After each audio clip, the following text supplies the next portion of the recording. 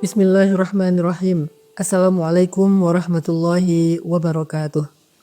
Alhamdulillah wassalatu wassalamu ala rasulillah wa ala alihi wa sahbihi wa mawala. Teman-teman, selamat datang di dalam program Ramadan Series kita dengan tema Beningkan dari Hati. Nah, kali ini saya akan berbagi dengan teman-teman tentang keutamaan membaca Al-Quran. Karena sesungguhnya bulan Ramadan itu adalah Syahrul Quran, kata para ulama, bulannya Al-Quran. Di mana Allah Subhanahu wa taala berfirman, A'udzu billahi minasy syaithanir rajim. Bismillahirrahmanirrahim. Syahrul Ramadan allazi أنزل فيه القرآن هدى للناس وبينات من الهدى والفرقان. Al-Quran, kitab yang sangat mulia, firman Allah yang sangat istimewa.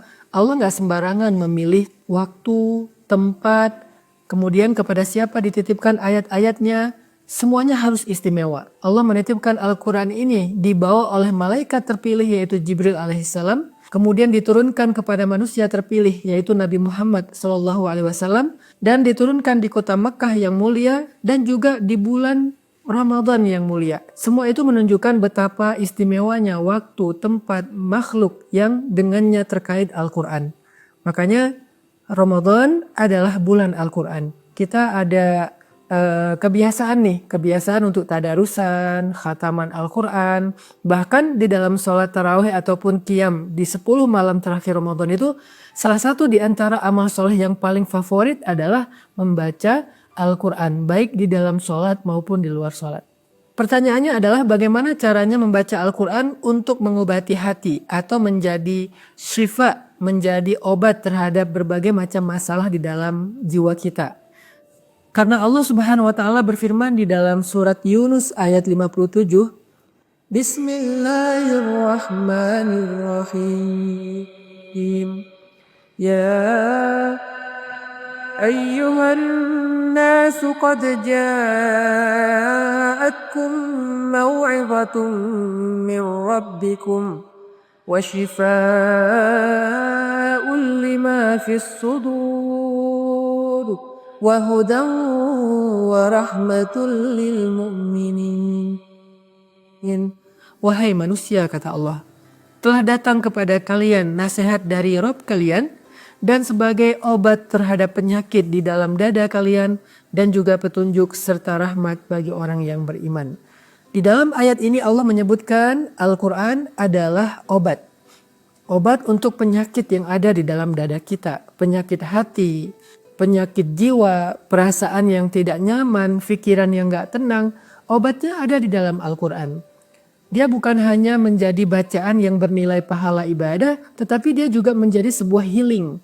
Jadi kalau kita butuh healing terhadap jiwa, rasa, pikiran, dan hati kita, healingnya itu adalah tilawah Al-Quran. Pertanyaannya gimana cara bertilawah dengan hati agar bisa menjadi healing buat kita? Maka Allah Subhanahu wa taala mengajarkan caranya. Afala yatadabbaruna al-Quran am ala qulubihim afqaluha. Kenapa mereka tidak mentadabburi Al-Quran? Apakah hati mereka terkunci? Sehingga Allah mengajarkan kita bagaimana cara membaca Al-Quran yang powerful. Allah berfirman, Afala yatadabbaruna al-Quran أفلا يتدبرون القرآن أم على قلوب أثقالها. Mengapa mereka tidak mentadaburi Al-Quran? Apakah di atas hati mereka ada kunci yang membuat mereka tidak bisa merasakan indahnya Al-Quran? Ternyata rahasia powerful tilawah bagaimana membaca Al-Quran yang bisa menjadi healing itu adalah at-tadabbur. Apa itu tadabbur? Memaknai ayat yang kita baca dengan pemaknaan yang dalam. Kita bisa melakukan itu dengan membaca ayat-ayat yang tematik. Jadi kita nggak harus selalu membaca Al-Quran itu dari awal sampai akhir, dari Al-Fatihah sampai An-Nas. Kita bisa membaca surat ataupun ayat secara tematik. Kita bisa googling misalnya ayat tentang galau. Apa sih ayat tentang galau? Atau kisah-kisah. Kita juga bisa membaca ayat tematik dalam bentuk kisah-kisah tentang orang yang lagi galau, khawatir, bingung. Gimana cara dia keluar dari perasaan yang tidak nyaman itu. Nah, ketika kita memilih ayat tematik sesuai dengan apa yang sedang kita alami, kita akan lebih mudah untuk memaknainya. Kita akan lebih mudah untuk tadabbur. Lalu setelah kita memilih ayat itu, kita baca dengan memperhatikan terjemahannya dan kita ulang-ulang ayat tersebut. Dan gak apa-apa kalau misalnya kita membaca satu ayat lalu mengulangnya berkali-kali, bahkan di dalam sholat, terutama sholat sunnah pun gak masalah. Misalnya di dalam surat Ar-Rahman, فَبِأَيِّ آلَاءِ رَبِّكُمَا تُكَذِّبَانِ. Lalu kita renungkan nikmat Allah selama ini dalam hidup kita. Terus kita ulangi lagi. فَبِأَيِّ آلَاءِ رَبِّكُمَا تُكَذِّبَانِ. Kita renungkan lagi. Kita baca lagi. فَبِأَيِّ آلَاءِ رَبِّكُمَا تُكَذِّبَانِ. Itu adalah cara membaca Al-Quran yang paling powerful. Pertama langkahnya adalah pilih ayat tematik. Googling dulu kalau kita nggak ngerti cara memilih ayat secara langsung di Al-Quran. Tema apa yang kita pengenin? Biasanya keluar tuh ayat-ayatnya. Lalu baca ayat itu dengan terjemahan.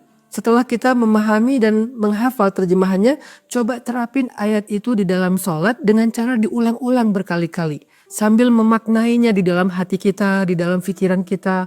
Oh ini maksudnya, oh ini maksudnya. Itu jadi healing banget, itu touching banget, itu powerful banget.